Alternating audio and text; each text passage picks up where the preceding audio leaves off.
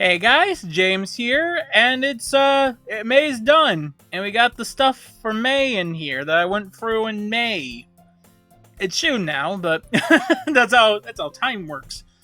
But you kind of know the general gist by now. Covering all the media I go through in the year, month by month. Now we're doing May. May's a pretty sizable month, but smaller than I think April was. And we're going to start with something that I don't think anyone here is going to know. Sheeply Horn Witch Rami, or Rami.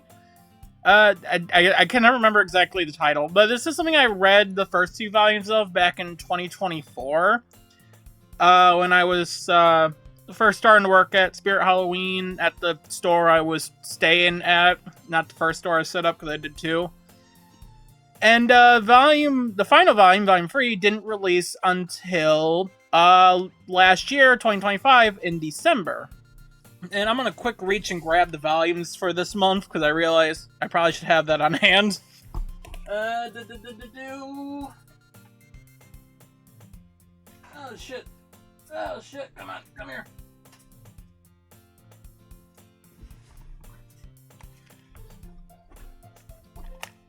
Sorry, they're a bit farther out of reach than I realized, and I also put the Horn Witch on the very bottom, an accident, whoopsie daisy. But yeah, Volume 3 is Sheeply Horn Witch Rami. Yep. This also, I'm gonna say this series is weird. I'm gonna kind of talk about the whole series a little bit, because it's gonna be the only time I really talk about it. There's no shot this is ever getting an anime. But I'd say this last volume was good. It's definitely like a trippy manga. I'd highly recommend it. It's only 3 volumes, so it's very short. But basically the general gist is it follows two characters. There's Rami, and then the other character, which just goes by Senpai. Or Sem or Sen. I think it's Senpai. I don't know. No, I'm pretty sure it's Senpai. I don't fucking care. But the first volume kind of just follows the two in this town that everyone's asleep, and it's just the only people there, only other creatures there, are just these big sheep. And it's kind of just a dream world, and it ends in, like everyone, like the last two, Rami and Senpai going to sleep. And like they just don't like the world. They're hella introverts, they're teenagers. The second volume is all in this dream world where there being multiple different kinds of senpais. And this third one is kind of just finishing up that whole story of trying to, like, reset the world to end the dream world and bring it back to reality.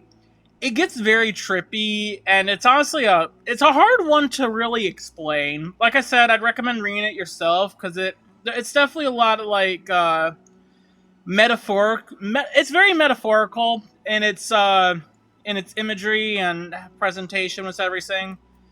But overall, I'd say it's a good volume, was how it ends. It kind of ends with the two realizing, like, yeah, they can't just wish the world away, even if they're not a fan of how this world is.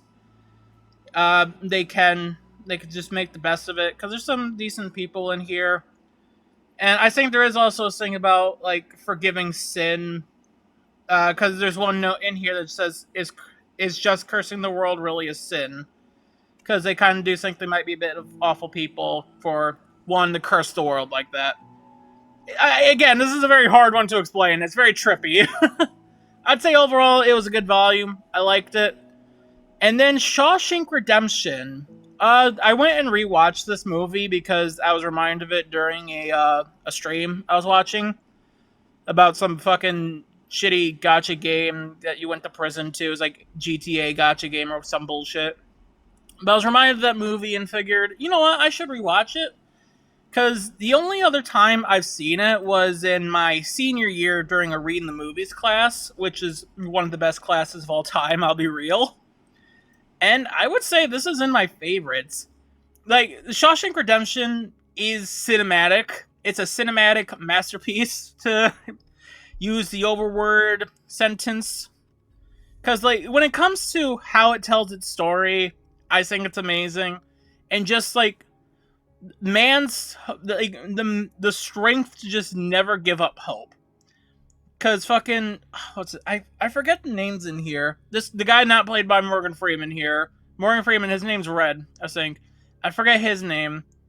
But like he was done dirty, falsely accused and imprisoned, and he kept that hope to be able to get out, to fight through prison, while still remaining a good person. I really love it. Like the cinematography is so well done here.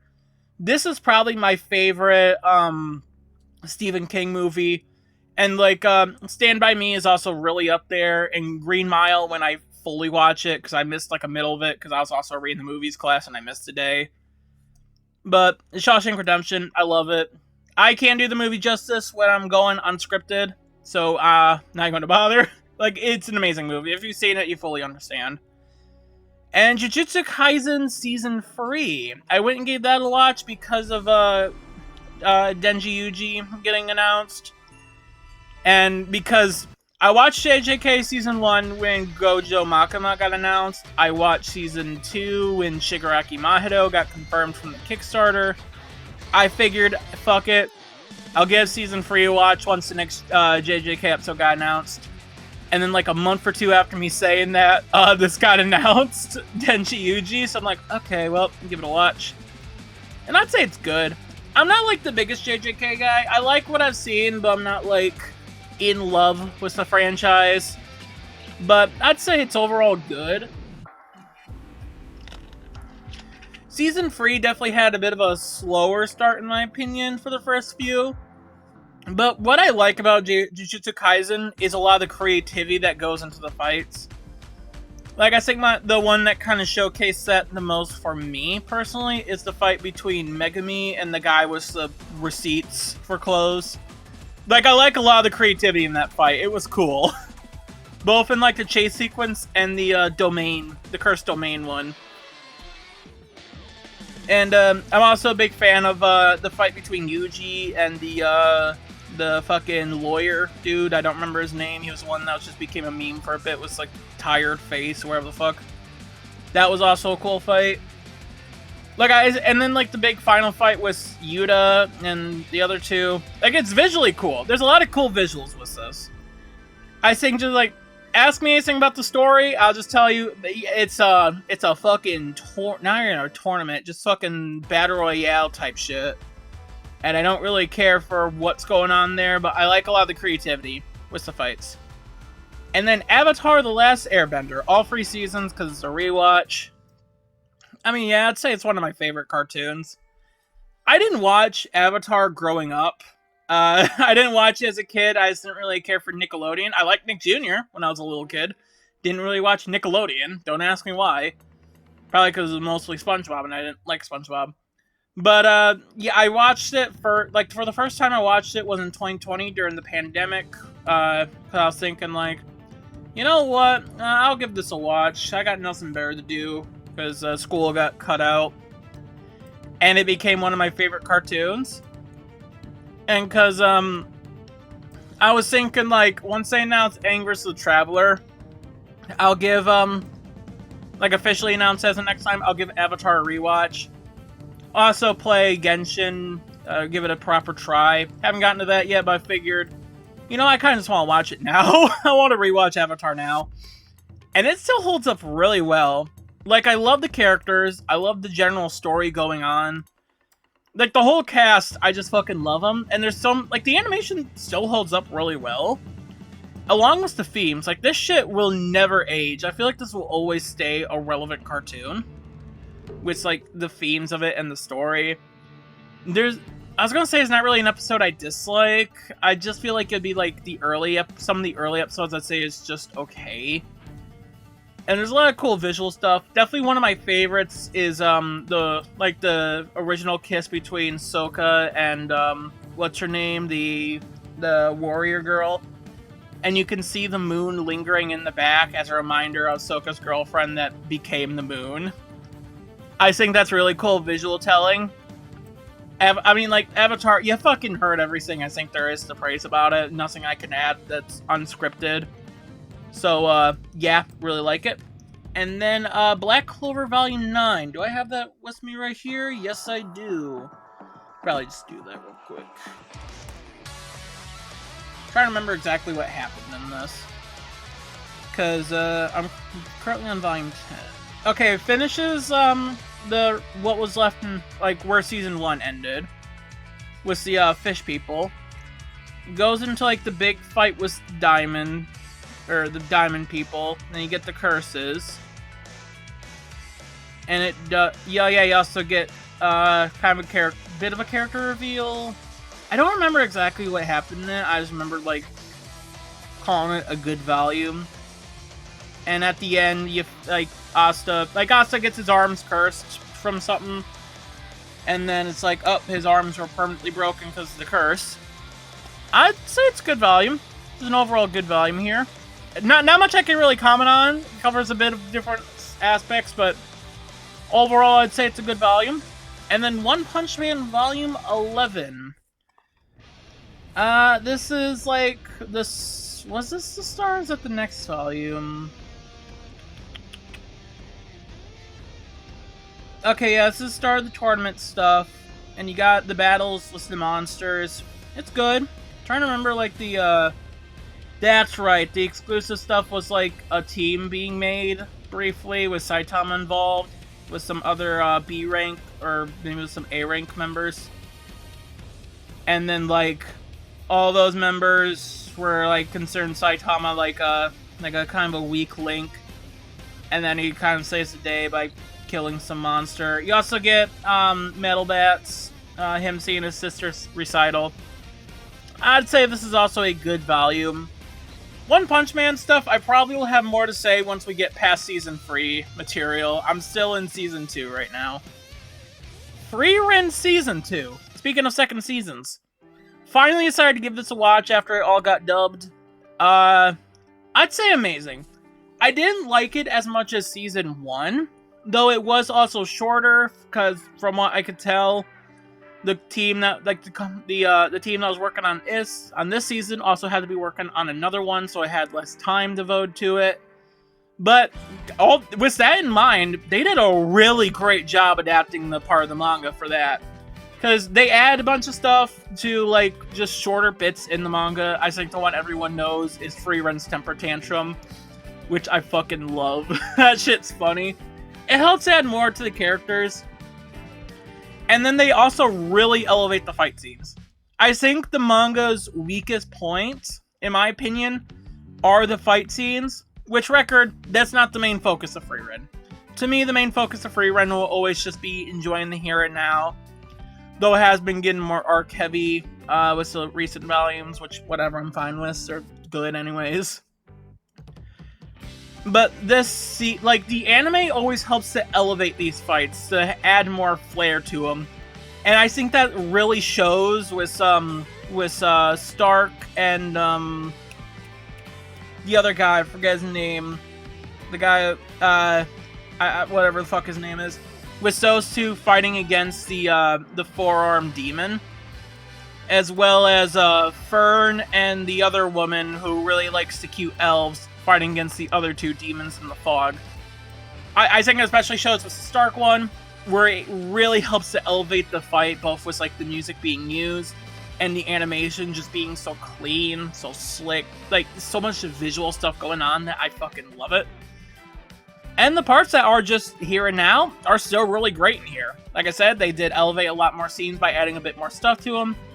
I'd say the second season is amazing, but doesn't quite reach my favorites for me. And then the Game Oververse pilot. If we get more Game Oververse episodes this year, I'll probably just update this if need be. But from what we got of the pilot, I'd say overall it's great. I don't think it's perfect. I think a lot of the controversy surrounding indie stuff right now is dumb as shit.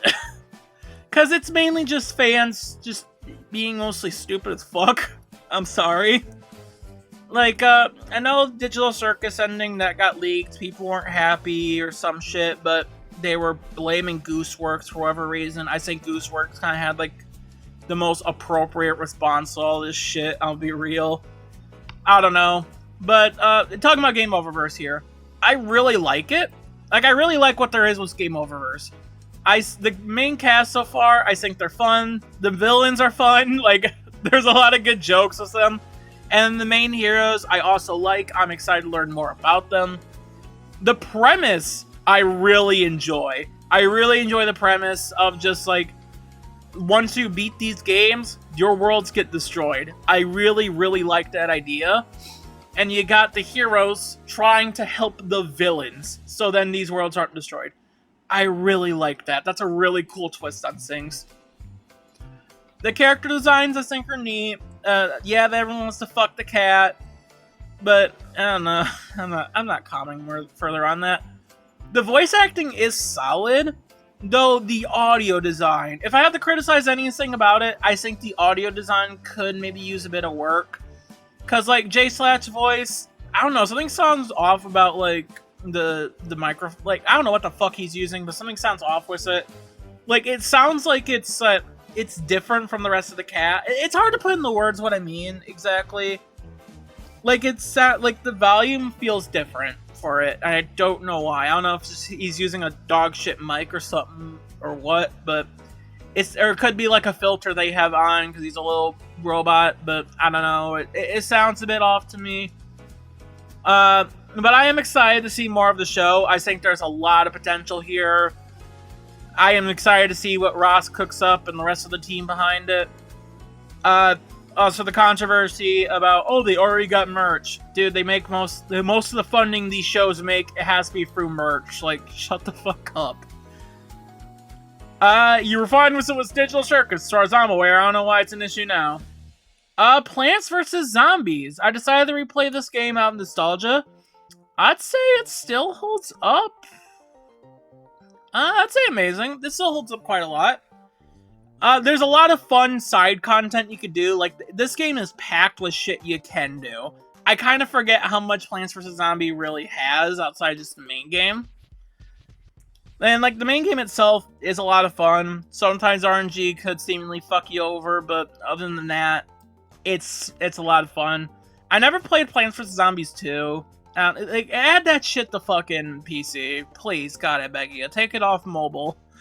Or don't have it be mobile exclusive. And then Octodad, another case of me being very nostalgic. I used to play this shit all the time on the Wii U. And it doesn't age as well as I would like. I'd say good. It's a lot, you can beat it a lot faster than I realized. It took me under 2 hours to beat it. I think it's like an hour and a half. Which does kind of give it like a bit of a movie feel, I'd say. But it's fun. I can see like the controls, a lot of people may not like it. No, excuse me.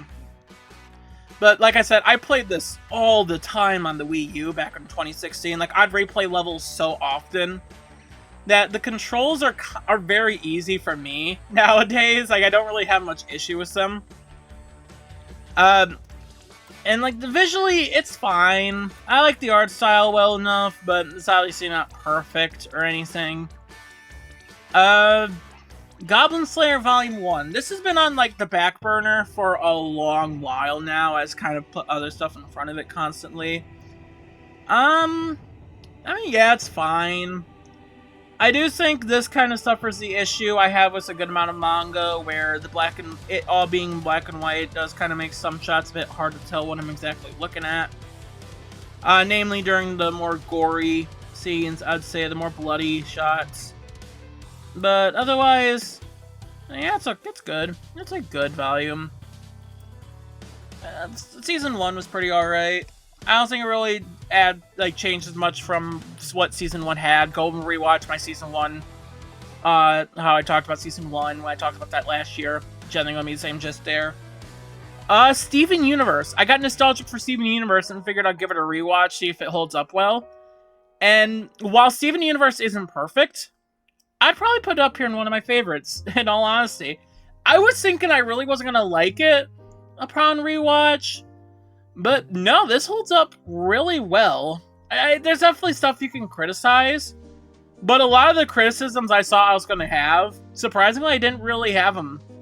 Like, characterization, I know that was a big critique back in the day, but honestly, binging it now, I didn't really have as much of an issue with it. Like, no, a lot of this stuff was pretty consistent throughout. It wasn't just oh, we need it for this episode, now it's only going to be apparent in this episode. That never really felt like the case. It was consistent enough to where, like, it didn't really feel that much of an issue. I will say, there are some criticisms I do agree with. The filler episodes, namely in the latter half, they did feel apparent.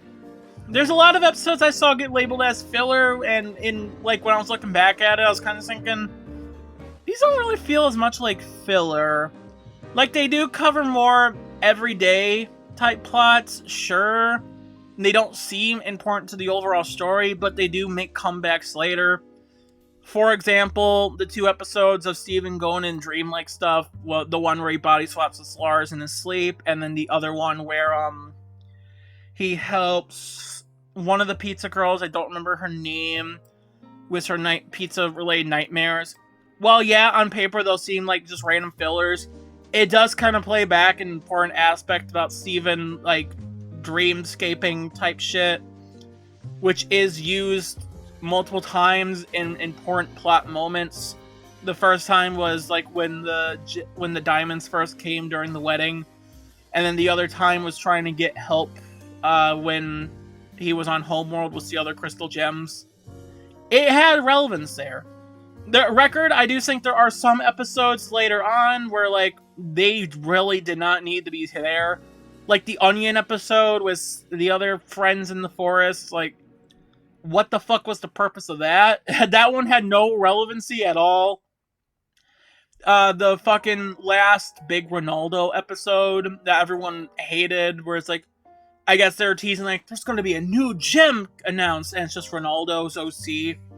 Those 2, I think, are entirely valid to criticize as unneeded filler. Because those are unneeded filler. They had no comebacks whatsoever. But a lot of the filler complaints, yeah, I didn't really see. I do also think the ending is a little rushed.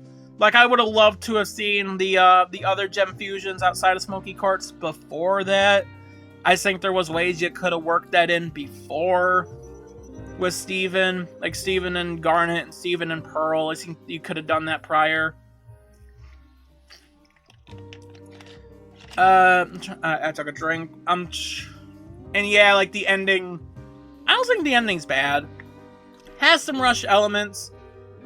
And I understand, like, yeah, Steven forgiving a fucking tyrant. Fascist. She was fascist, right? White Diamond? I don't know. Yeah, that definitely is a bit of an odd one, though. The theme of Steven Universe was change. It correlated with the theme of the series. Like, I don't know, when rewatching it and keeping that in mind, it's not as bad as people made it out to be. Well, it's not the greatest ending, because I think it could have worked to show, like, not everyone can change. And it's kind of similar to what Avatar did. Like, I was kind of thinking that, like, you know, Steven Universe and Avatar have slightly similar endings with how they handle the big final boss. Because, fucking the Fire Lord and White Diamond, kind of similar, more I thought about it. Just one's on a larger scale of what they've done. Like, so, I don't know. I feel like they do kind of do the same thing and kind of tackle it in a bit of the same regard. The only difference is, with Avatar, yeah, the big bad got fully depowered, where that wasn't exactly the case with Steven Universe. But with Steven Universe, it did at least match the theme of the show, which was all about change. So I'd still say it holds up as one of my favorites. There's also just a lot of bangers when it comes to the music here. And then Steven Universe, the movie, I would call it great. In all, not like amazing. I do think it's overall great. It has a lot of great musical numbers in it. I like the idea of, like, the gems get rebooted because of this new antagonist, because of Spinel here, and Steven has to kind of bring him back. I mean, it's a great movie. A lot of good animation, a lot of good music. And then Steven Universe Future. This was one that apparently people really did not like when it came out. It was one of my favorites. I'll be real. This is another one where, like, I think it helps that I'm watching this now as an adult and not as some teenager. Where, again, I'm not saying it's perfect, but I saw a lot more in what it was trying to do. Where Steven Universe, it was all about change, and now we live in the future where, like, okay, all the change that really was needed got done, kinda, sorta. Like, all the big problem is done now, and then you kind of see the aftermath of the hero that went through everything in the main series. Because, like, with Future, it's all about Steven's own, like, trauma of, like, actually finally settling in on what happened.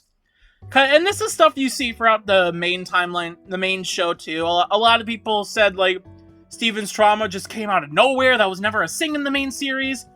Except that it was a thing in the main series. Oh, sorry. Like, it gets glossed over a lot more in the main show, but Steven's trauma is often there. You often see it throughout the show. But, like, it often has to get pushed away or pushed down so Steven can help the other characters in the series.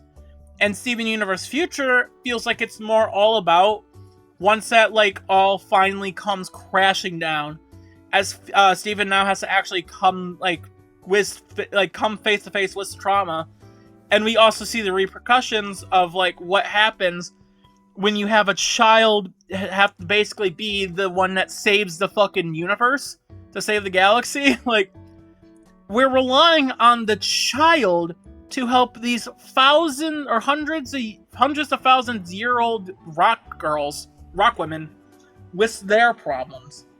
And then it never and, like, basically he's helping everyone with their issues, and it never often feels like people help Steven with his issues.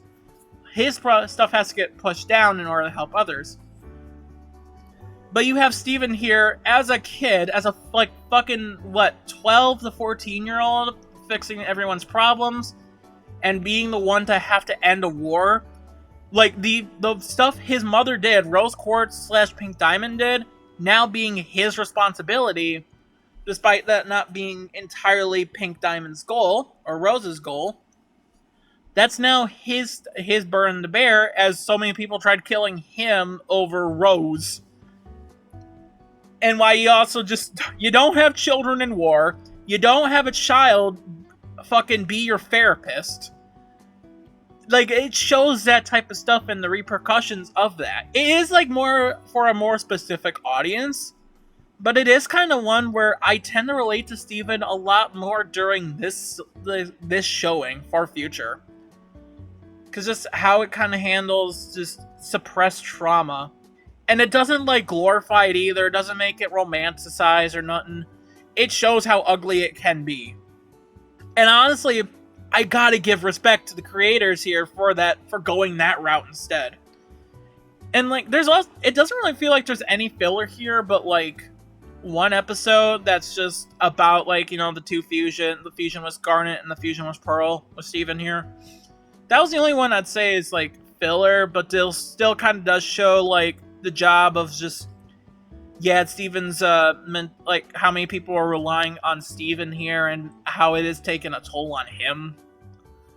I saw some people say the Steven Tag episode was filler, but it kind of worked to show Pearl's growth as a character, because before, she would never do, what was it, shapeshifting or whatever, and now she's fully endorsing it, or fully going on board with it, while also just showing how Steven has grown, and how he thinks he has to act now as a 16-year-old, after the whole Gem War shit. Like, Steven Universe Future is so much better in retrospect after binging the original series and then giving Future a watch. Look, I will say, though, the ending still isn't the best. The ending could have been better. I don't know if I'd call the ending good overall. Mainly, like, how, not the final episode, but, like, the second to last, how they handle Kaiju Steven. I think that could have been better. Could have had maybe less of the diamond. I understand why the diamonds are there, but you could have had a bit less with them. Like, the overall conflict, I feel, could have been solved better. But outside of that, also the songs aren't as good. Like, there's some good songs in here, but they don't reach the peaks as Steven Universe or hell, even the movie here. But Steven Universe Future, I would honestly go and say it's in my favorites. I love this show a lot more when rewatching it, looking back at it after binging these two. And after I finished Steven Universe, I was kind of thinking like, fuck, I miss this show now. I miss it. With regular show, I didn't really have that. I like regular show more, but I didn't really have that like, damn, I want to see more of this. Steven Universe, I did have that. Take that for what you will. But yeah, no, I just kept thinking about Steven Universe after I did that. One Punch Man Volume 12. What happened in this one? Yeah, this continued the tournament arc. A lot more of the monster fights. What was like the manga exclusive stuff? Yeah, it was kind of just okay. Basically just a bunch of people sent to assassinate, King, and then misconceptions. The King stuff, I like King, but it feels like the stuff they do with him is kind of repetitive, where it's the same idea over and over. But the main story stuff, I'd say good. Overall good. Yeah, you know, I'll boost it great. Cause I don't think this was in the anime. If it was, I just completely forgot. But Blizzard actually got to do some cool shit in here and fight back against monsters. Where I think in the anime, Tatsumaki just kind of came in and destroyed everything, and we didn't really get that opportunity with Blizzard. I really like that, so I'm bumping up to great for that. Might go down good later, I don't fucking know. And then finally, 60 Seconds Reatomized. I'm just gonna call it 60 Seconds. This is a game I never played before, but I always wanted to.